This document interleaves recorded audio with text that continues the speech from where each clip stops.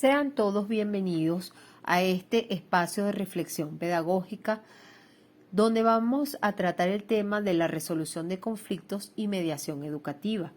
Les habla la licenciada Virginia Giordano de González, jefe de reducción de la demanda de la Oficina Estatal Antidrogas Mérida, dependencia de la Gobernación del Estado Bolivariano de Mérida. Me ha tocado el desarrollar este tema por invitación de la Dirección Estatal del Poder Popular de Educación. Demos inicio pues a esta actividad. La escuela es un agente de transformación, de impulso de competencias estructuradas para fundar cambios. Ella no solo fomenta acciones relacionadas a la incorporación de contenidos académicos, debe también procurar el desarrollo del individuo tomando en cuenta dos aspectos fundamentales: la integración de sus educandos, todos como parte de un sistema que debe adecuarse a ellos, respetando sus derechos e individualidades. Y por otra parte, la integralidad, que permite dar igual importancia a todos los aspectos que conforman la educación para la vida. Bajo esta perspectiva, será fácil entender que el crecimiento físico, cognitivo, comunicacional, emocional y social ha de ser principio rector de las actuaciones educativas. Se afianzará la relación establecida entre las experiencias de vida, las realidades sociales y las necesidades internas de los educandos. La educación tenderá a la formación de un individuo social, influenciado por los modelos culturales propios de su ambiente, pero donde lo importante serán sus principios y valores críticos sobre lo que es la justicia, la paz y la tolerancia. Podríamos preguntarnos entonces cuál ha de ser el papel de la escuela, pues es propiciar espacios armónicos donde sea posible la formación de estos principios, donde el educando crezca internalizando las conductas empáticas, la comunicación asertiva, la autovaloración, la autoestima, sin que esto excluya el respeto, por supuesto, hacia el otro. Es de esperar que en este espacio de convivencia, donde confluyen tantos intereses y experiencias de vida, puedan presentarse confrontaciones por la diversidad de las individualidades. Sus consecuencias abarcarán desde confrontaciones verbales hasta comportamientos agresivos que transgredan los derechos de otros individuos. Pareciera que esta es una situación ajena a la escuela, en un momento donde las circunstancias de salud pública nos han obligado a mantenernos fuera de los recintos educativos, por lo que los educandos han limitado sus momentos de convivencia presencial con compañeros y docentes.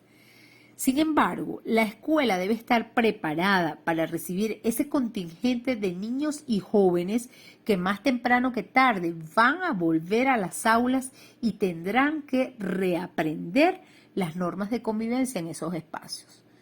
Recordemos que es acción y misión de la educación formar al ciudadano en este modelo adecuado de convivencia, donde se aprendan a manejar estrategias idóneas para superar los posibles conflictos generados por la discrepancia de ideas, para que estos sean resueltos sin convertirse en un elemento perturbador.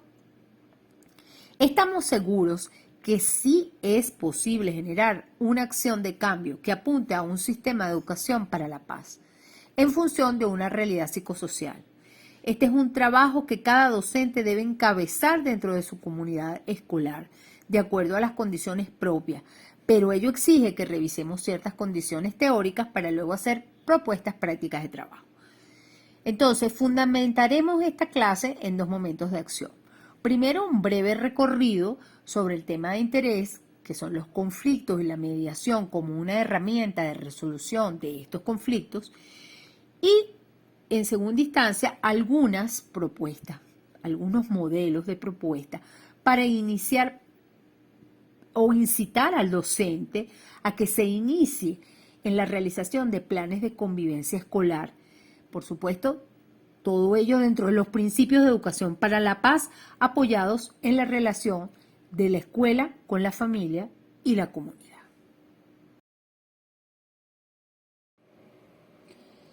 Partamos de la idea de conceptualizar el conflicto.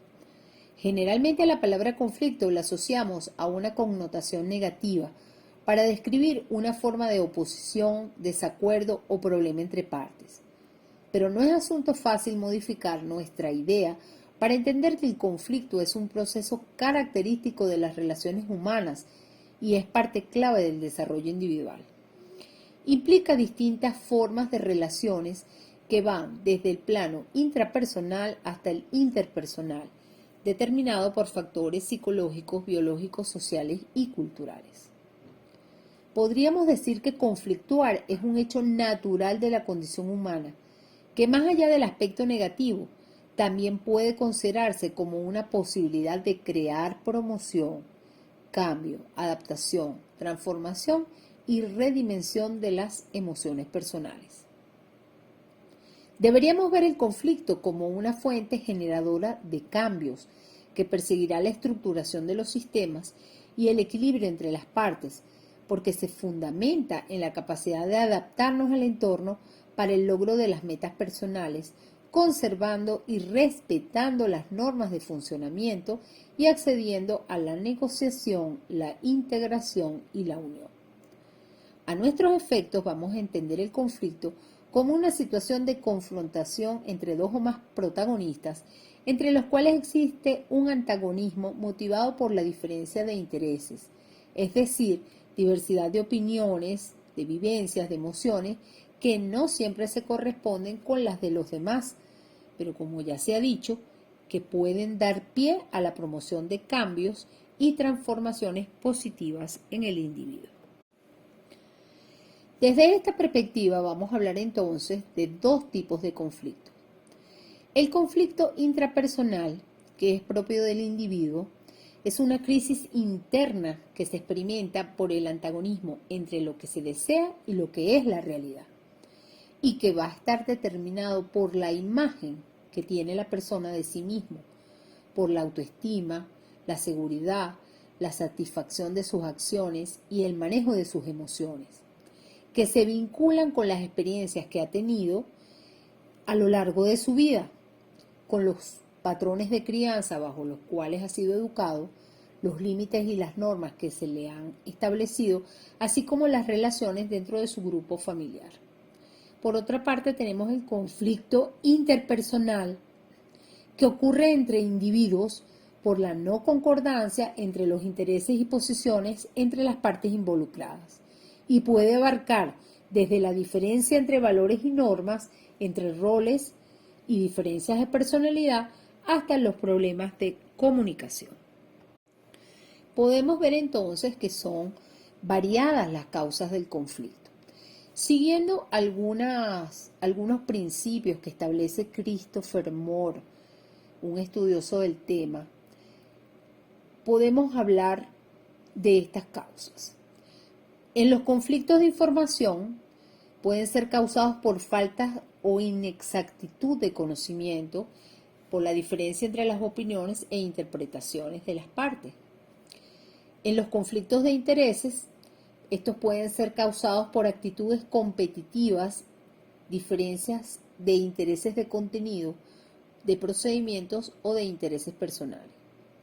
En los contenidos de valores podemos entender que son causados por diversidad de metas y criterios entre las partes, ideas diferentes, comportamientos, modo de vida y creencia. En los conflictos de relación pueden ser causados por descontrol de las emociones, por percepciones erróneas o estereotipadas, por comunicación escasa y por la rutina de actuación. En los conflictos estructurales pudieran ser causados por orientaciones erróneas de comportamiento, desigualdad en el control y posesión de recursos, diferencias entre poder y liderazgo, por factores externos o por presión de tiempo.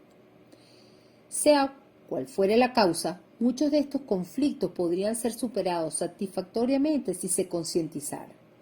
Percibir la situación que los genera o desencadena, mejorar la comunicación, compartir intereses, mediar entre partes, controlar los niveles de ansiedad, establecer pautas organizativas, conciliar ante diferencias, podrían ser algunas de las formas adecuadas de abordar los hechos. Sin embargo, esto dista de las actitudes y las acciones que realmente tomamos en la mayoría de los casos cuando estamos ante la presencia de ellos.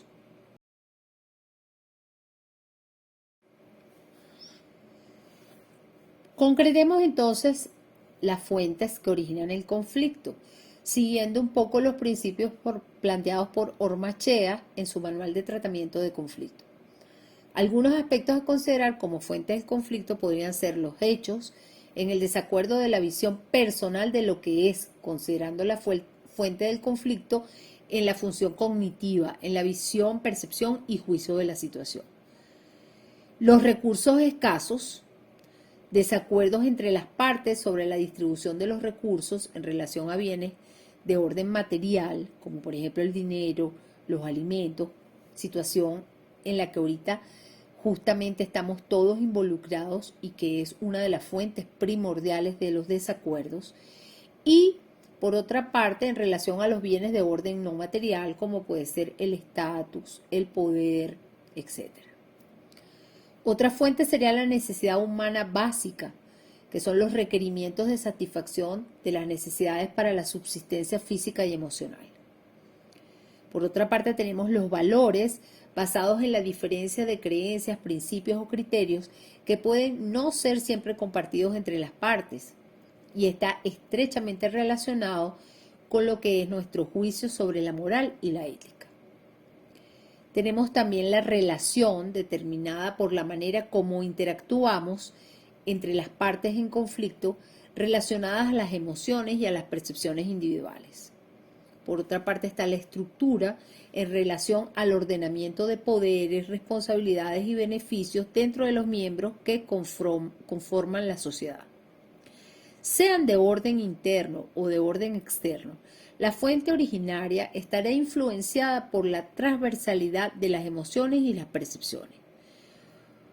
Hay algo muy importante que debemos entender. Un conflicto puede producir una suerte de retroalimentación, es decir, pasar de ser consecuencia de un hecho a ser causa de un nuevo conflicto, especialmente en aquellos conflictos de progresión, donde el comportamiento por la frustración o el miedo hacen que el individuo se torne agresivo, incluso con posibilidades de llegar hasta la violencia.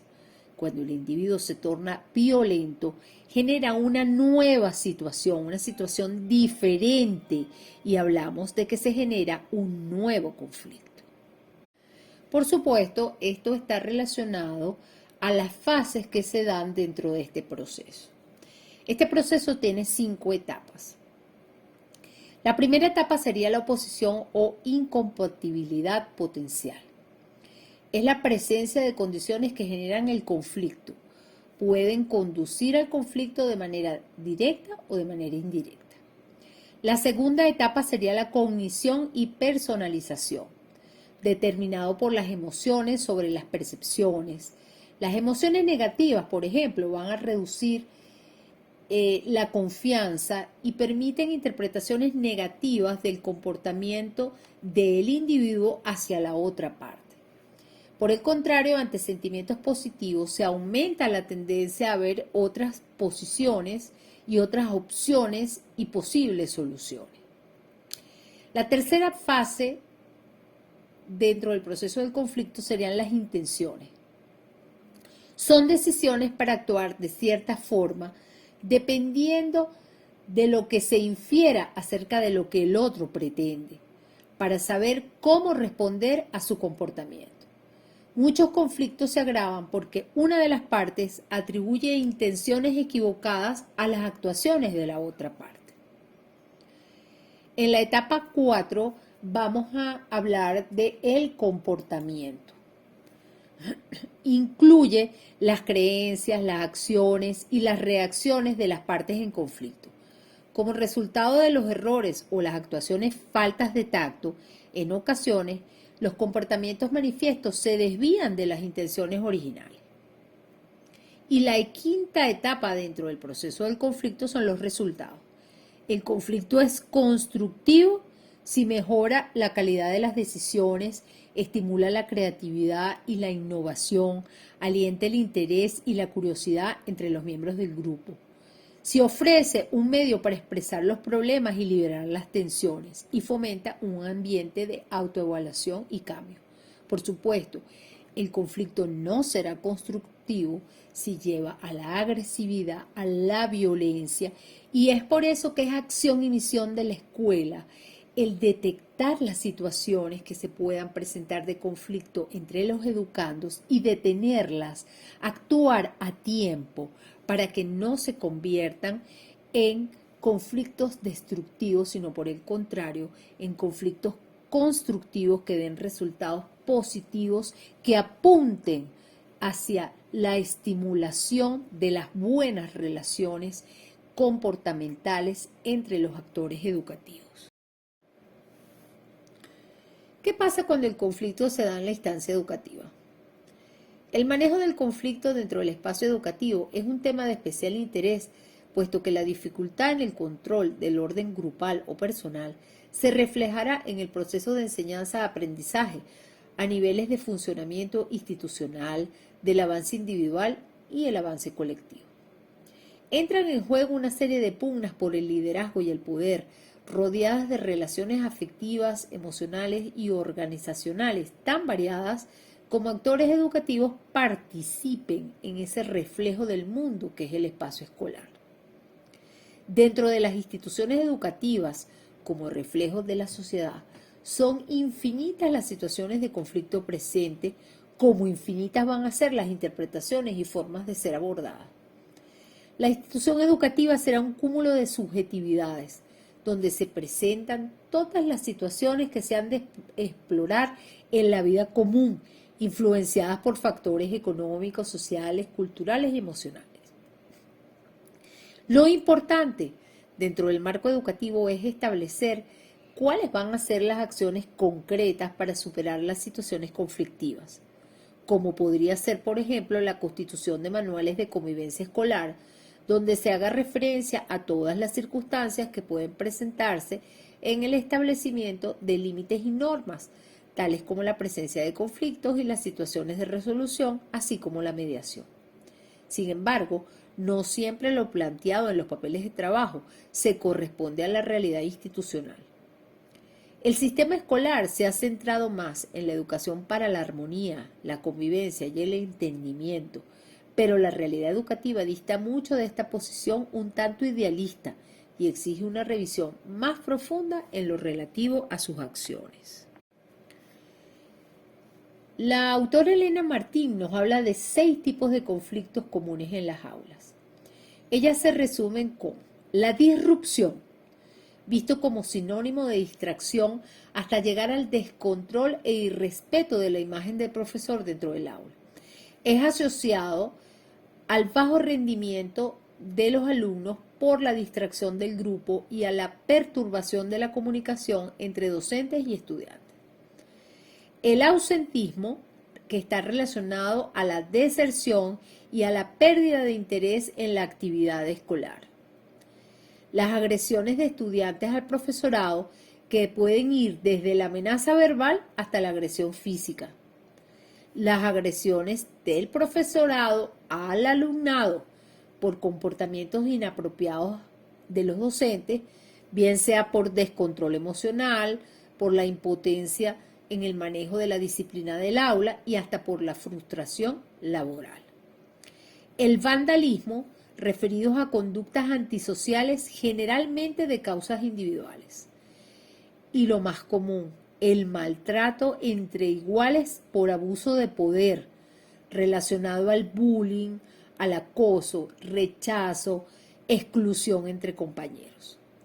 La integración institucional, las relaciones entre grupos y subgrupos, la comunicación, los modelos comportamentales, la adecuación en el manejo de la autoridad, la consonancia entre acciones y consecuencias, el respeto a la individualidad.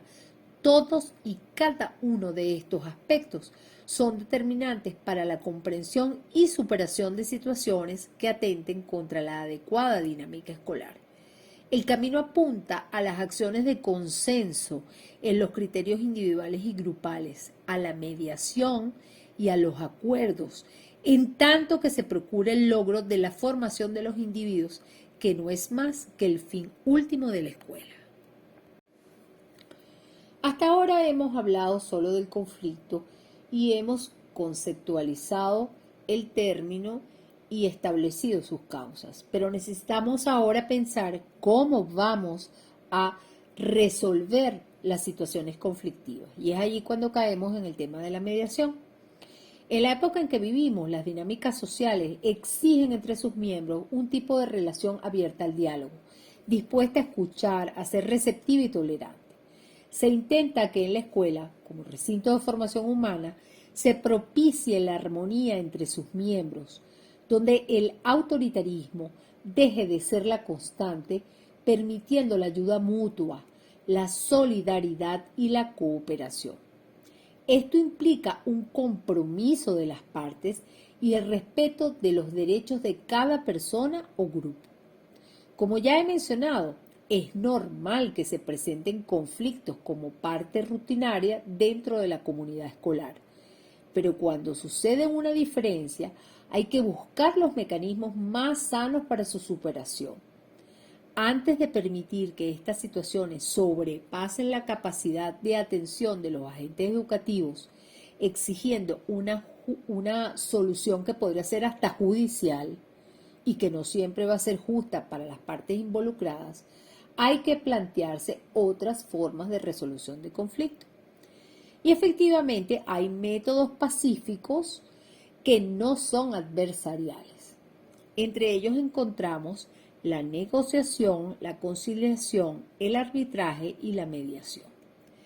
La negociación es cuando dos o más partes con intereses contrapuestos se comunican para llegar a un acuerdo, cediendo en algo cada una de ellas, cuya clave es la habilidad para comunicarse bien, escuchar, entender y recibir el feedback, buscando una solución que beneficie a todos. La conciliación consiste en la presentación de las partes en conflicto ante una tercera persona. Esta persona es la que facilita el diálogo para la resolución de conflictos que enfrentan, evitando así el pleito y llegando a acuerdos satisfactorios.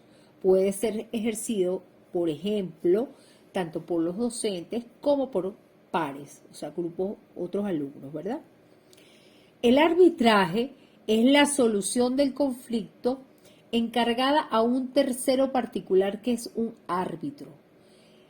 Ese árbitro decide sobre el caso que se le presenta y las partes o actores están obligadas a aceptar esa solución propuesta. En la escuela, los árbitros pueden ser las autoridades escolares o los profesores. Pero, insisto, el árbitro establece la decisión y las partes tienen la obligación de aceptarlos aun cuando no estén de acuerdo con ella. La mediación, que es la forma de resolución de conflicto que nosotros estamos apoyando, en ella se recurre a la intervención de un tercero, pero un tercero que va a ser neutral, el llamado mediador, ¿verdad? Va a ser neutral por la dificultad o imposibilidad de comunicación entre las partes. Allí es cuando él va a actuar. Es un sistema de negociación, pero es un sistema de negociación facilitada. En la escuela puede ser llevado a cabo por un servicio, por ejemplo, de mediación escolar, por el departamento de orientación, si existiera, por el servicio de psicología, etc. Estos elementos que yo he nombrado son partes de los sistemas alternativos de resolución de conflictos, denominados ADR, por sus siglas en inglés en algunos países, y en los países de habla hispana llamados MARC, métodos alternativos de resolución de conflictos. Han sido llevados con éxito, por supuesto, al campo educativo. Con esto se pretende procurar un ambiente más sano y adecuado para el desarrollo de la actividad pedagógica, donde se inculque a los educandos los valores de convivencia sana y se facilite el espacio para poder poner en práctica las habilidades aprendidas. Todas las MARC son válidas y necesarias, siempre que se cuente con la aceptación y disposición de las partes.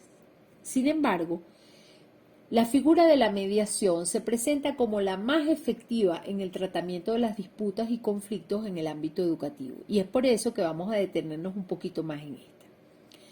La mediación exige ciertos principios. Para que sea efectiva hay que conocer estos principios y hay que aceptarlos y tomarlos en cuenta. Debe ser voluntaria. Las personas que asisten bajo su propio interés para resolver los conflictos son las que van a tener más compromiso de aceptación de las partes. Si no desean estar allí, pues deben retirarse porque este método no va a ser efectivo en ese caso. Es confidencial. Los asuntos tratados y los datos aportados en las secciones de mediación no van a ser utilizados para otro proceso. No serán utilizados en ningún expediente personal que pueda poner en peligro o en compromiso a los alumnos, por ejemplo, en este caso, que estén involucrados en la situación. Solo serán de conocimiento de las partes y del mediador. Por otra parte, la mediación debe ser neutral e imparcial. No busca favorecer ninguna parte en especial. Lo que pretende es que las partes busquen por sí mismas soluciones que sean justas para ambos y que respeten sus derechos. El mediador no va a dar soluciones. El mediador va a facilitar el camino para que las partes lleguen a esas soluciones. Por eso debe ser neutral e imparcial. Por otra parte, se va a fomentar la responsabilidad. El mediador solo se compromete, como les estaba diciendo, a orientar el proceso, pero son las partes las que se hacen responsables de la aceptación de esos acuerdos. Tenemos también como característica de la mediación el facilitar la comunicación. La mediación hará posible controlar las tensiones existentes en el momento en que se dé el acto de la comunicación. Al bajar los niveles de ansiedad entre las partes, ellas van a escucharse, pueden respetar sus ideas particulares y pueden, en la comunicación, llegar a acuerdos satisfactorios. Por otra parte, la mediación se debe adaptar a la realidad. Aunque tiene una metodología de trabajo, la mediación puede ser flexible y se adaptará a las circunstancias de cada caso. Eso es lo que permite llegar al éxito para los acuerdos y los procesos. ¿Cómo se va a dar el proceso de la mediación? Muy importante que sea de conocimiento de todos los docentes que van a asumir este reto de introducir este método alternativo de resolución de conflictos dentro de los espacios escolares. Lo primero es el inicio del proceso porque alguna de las partes involucradas se acerca ante las personas encargadas de servicios como el servicio de mediación, de orientación, el departamento de psicología, el orientador o el docente a solicitar la ayuda de manera voluntaria. Se hace entonces una sesión informativa donde se cita a las partes para informar sobre las características, la organización y las consecuencias del proceso. Se les da una explicación exhaustiva de lo que va a acontecer en cada etapa y se le hace una nueva citación a una sesión constitutiva. En esta nueva sesión constitutiva ya está designado el mediador, porque se hizo previo en la sesión informativa, ¿verdad?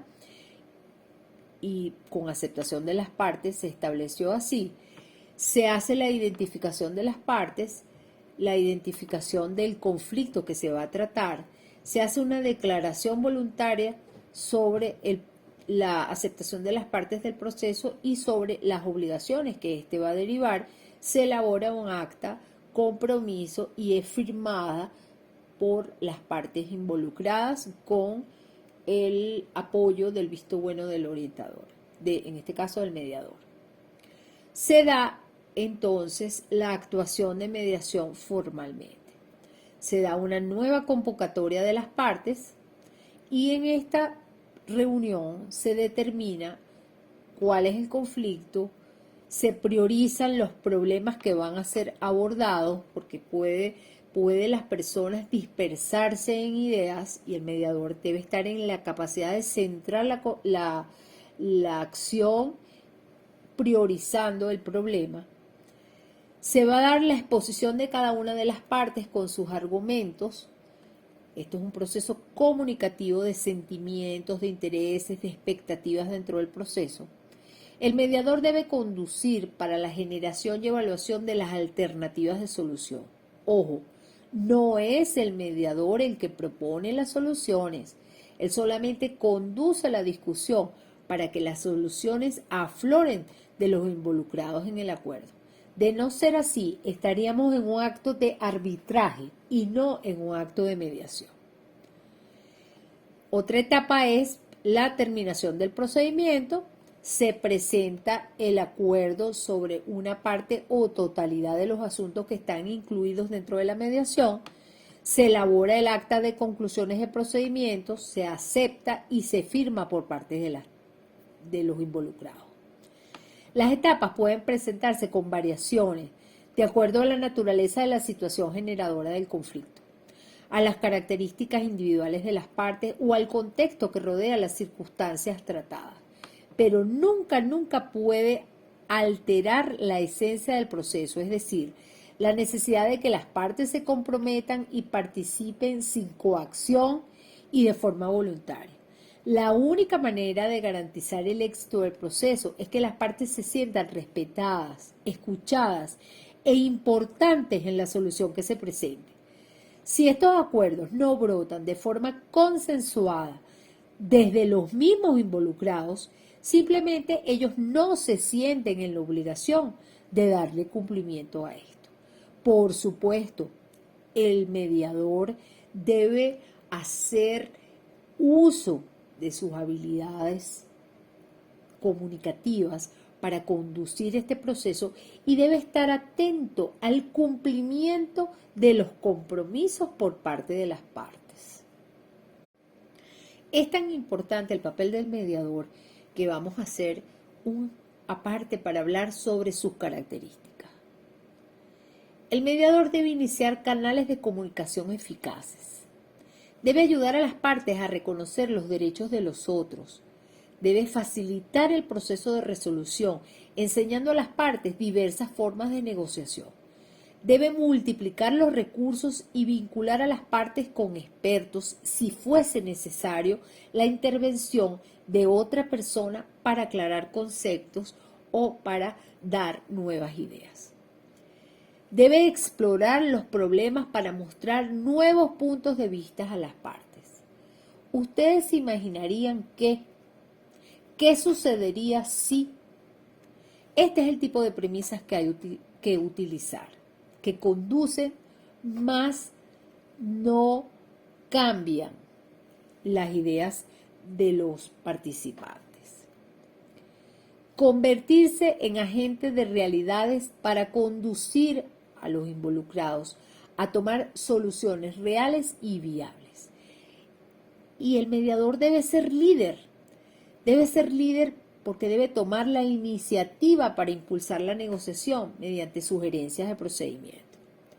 La función del mediador, sea cual sea la manera como se haya dado su acceso a la escuela o a este proceso que se está viviendo, deberá partir de la interiorización acerca de las circunstancias del conflicto, o sea, conocer qué es lo que está pasando entre las partes, acercarse a la naturaleza del problema y guiar a las partes para el acuerdo perseguido.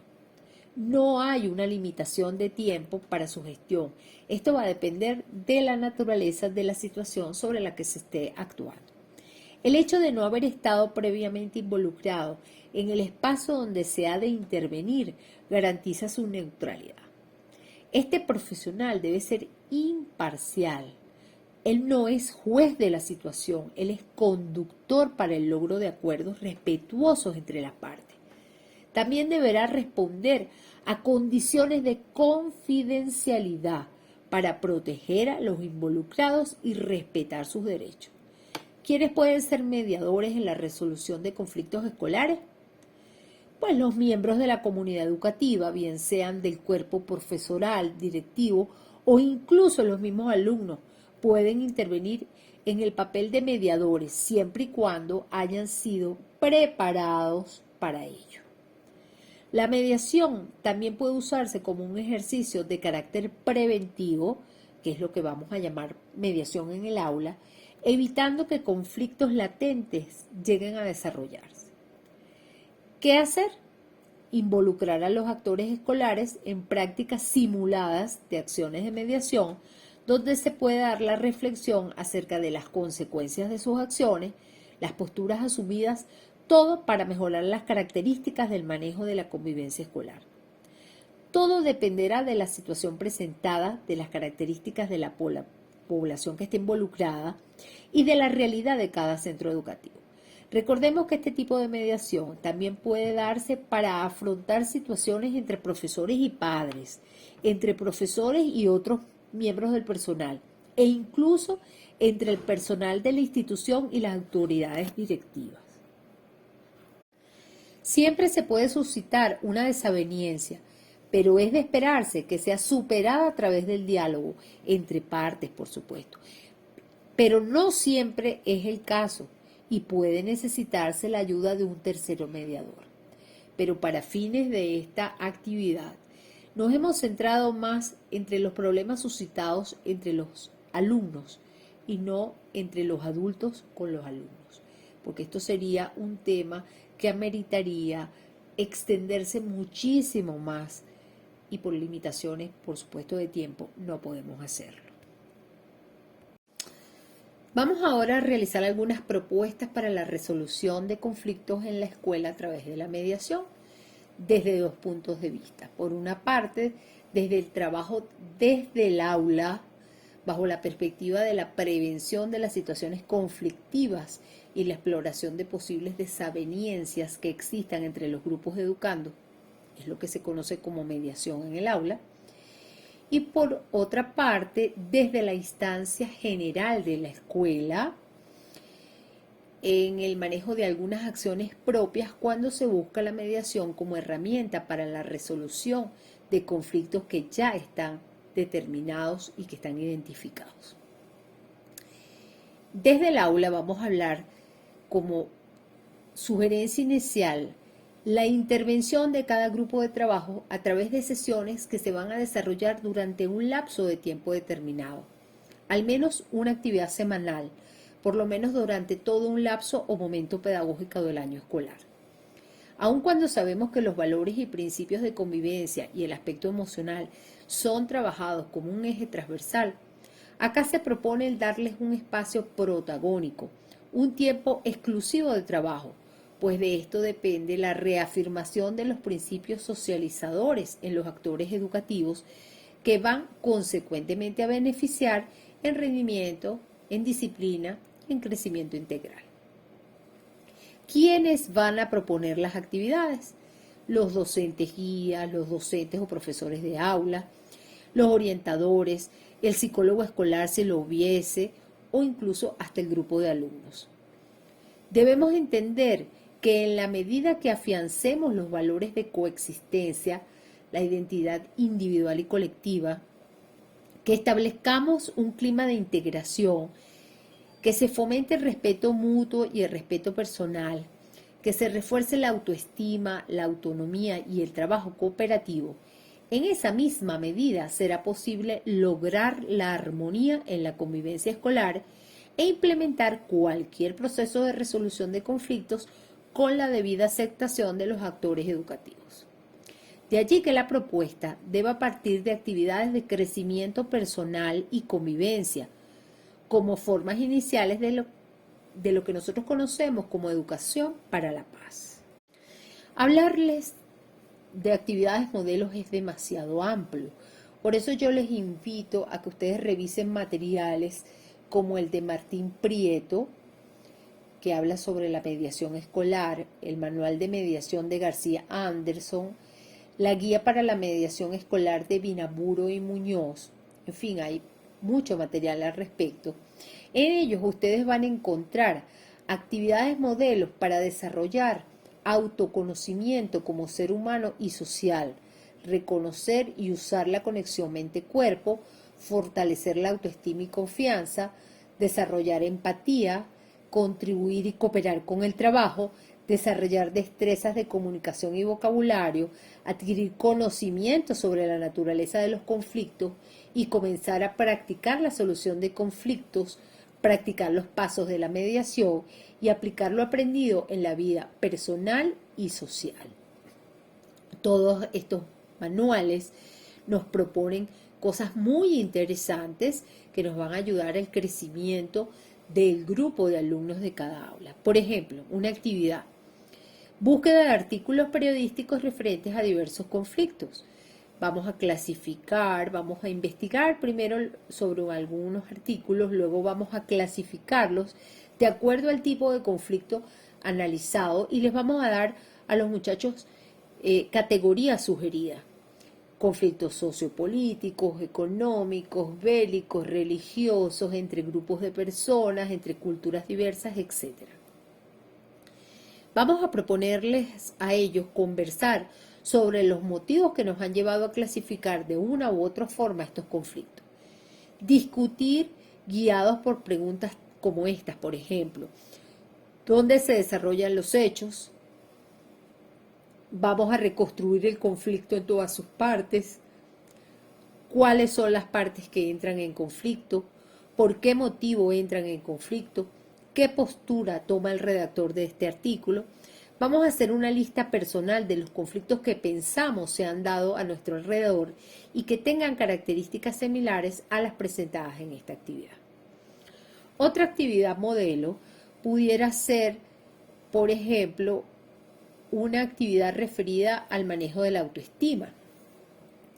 Conversar acerca de lo que es la autoestima y la relación con el entorno. Entregar una hoja de papel a cada participante, explicándoles que ésta representa su autoestima. Indicarles que se les leerán una serie de sucesos que pueden ocurrirles durante el día y que afectan su autoestima. Explicar que cada vez que se lea una frase, ellos deben arrancar un pedazo o un trozo de la hoja y que el tamaño de ese trozo de hoja va a significar más o menos la porción en que esa frase o esa situación que representa esa frase puede estar afectando su autoestima. Se les van a leer frases que estén relacionadas con situaciones de su entorno. Por ejemplo, peleaste con tu mejor amigo o amiga, tu profesor o profesora te ha criticado en tu trabajo, tu grupo de amigos no te incluyó en un paseo, uno de tus padres te ha insultado, una amiga o amigo te reveló un secreto que tú le dijiste en confianza, tus amigos o amigas se burlaron de ti por la ropa que te has puesto, etcétera. Situaciones en las que ellos puedan sentir identificación. Después de haber leído las frases que quitan la autoestima, indicarles que reconstruyan su autoestima tratando de juntar todos los pedazos y armando la hoja con cada una de esas partes correspondientes a las frases que los han llevado a romper la hoja. Y luego pedirles, por ejemplo, que en cada uno de esos trozos escribe una frase que refuerce tu autoestima. ¿Ok? Son ejercicios como de análisis y a la vez estás resolviendo situaciones. Y por último, por supuesto, analizar y reflexionar sobre la actividad. Otra actividad modelo podía ser presentar un papel de trabajo a los alumnos con las siguientes preguntas. Recuerda y escribe, por ejemplo, una frase que te dijeron y que te hizo sentir mal por la forma como fue dicha. Describe brevemente la situación en que te dijeron esa frase. ¿Cómo te sentiste cuando eso te ocurrió? Escribe ahora cómo pueden haberte dicho la misma información sin hacerte sentir mal. Repito, son actividades más o menos para que ustedes tengan una idea de cómo podemos empezar a trabajar la autoestima, la autonomía, el autoconocimiento, las relaciones sociales, la comunicación, etcétera, desde el aula para tratar de evitar las situaciones conflictivas antes de que ellas pudiesen ocurrir o para que cuando ocurra se tengan las herramientas para manejar tales situaciones conflictivas. En cuanto a la práctica de la mediación a nivel institucional, se sugiere de inicio una mediación preventiva a través de dos aspectos. Primero, las normas de convivencia escolar. Ustedes estarán pensando, dentro de nuestros espacios educativos existen los reglamentos internos, las normas de convivencia escolar, pero nosotros lo vamos a plantear de manera diferente. Recordemos que las normas de convivencia escolar son las reglas obligatorias destinadas a expresar las conductas, comportamientos o acciones permitidos o prohibidos dentro de los espacios escolares y los grupos sociales que hacen vida dentro de cada institución. Estas normas deben ser elaboradas, discutidas y conocidas por todos los miembros de la comunidad escolar. ¿Cuál es la diferencia? Que hay que incluir a los alumnos dentro de las discusiones de estas normas. Hay que incluirlos para que exista por parte de ellos el compromiso de aceptación. Desde luego, la sola presencia de la norma no garantiza la inexistencia de los conflictos, porque existen tantos puntos de vista e intereses como entes convivan dentro de este espacio. Las normas deben permitir la inclusión de acciones motivadoras. Esa es la diferencia con las normas de convivencia que hasta ahora nosotros hemos manejado más hacia la sanción que hacia la orientación. Estas deben permitir ahora la inclusión de innovaciones en estrategias, dar amplitud para la expresión de las ideas, favorecer la comunicación entre partes, permitir la interacción con la realidad física y social, fomentar la exploración, conducir a la búsqueda de sentido propio e individual, al tiempo de educar para la convivencia e integración. No quiere decir que el recinto escolar se va a convertir en un lugar de anarquía por los derechos individuales y por los intereses del educando. Se espera, por el contrario, que haya más acatamiento, armonía y acogimiento de la norma, porque se está dando más libertad comunicativa para expresar ideas, sentimientos, emociones y necesidades, a la vez que se les está respetando como individuos plenos en derechos y responsabilidades. En el caso de no respetarse estas normas convenidas, en el caso de transgredir acuerdos y no corresponderse a esas nuevas formas de acción pedagógica, es cuando la norma disciplinaria se va a convertir en sanción. De ahí puede comprenderse que disciplina no es sinónimo de sanción. Hay que buscar alternativas pedagógicas para lograr espacios de armonía donde se dé la disciplina sin tener que llegar a la amenaza de la sanción. Esa es la diferencia. Y en eso reside la creatividad y la responsabilidad de la escuela hacia sus educandos. Y parte de esa nueva visión pedagógica será entonces nuestro segundo aspecto a mencionar, que es la creación de un servicio de mediación. Este atenderá esas situaciones cotidianas de quejas, malos entendidos, disputas, amenazas, rumores, personas que agobian a compañeros, conflictos entre compañeros o entre profesores y alumnos, en fin, situaciones que alteren las relaciones de convivencia, pero que no vulneren la ley, pues este sería su límite para pasar de la mediación a la aplicación de sanciones mayores que sí están establecidas en las normas de convivencia.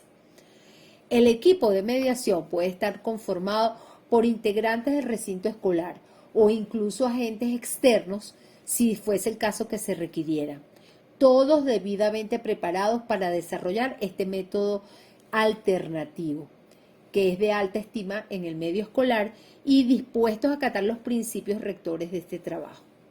La existencia de este servicio debe ser conocida por los estudiantes. Si los estudiantes no saben que este servicio existe, no pueden hacer uso de él.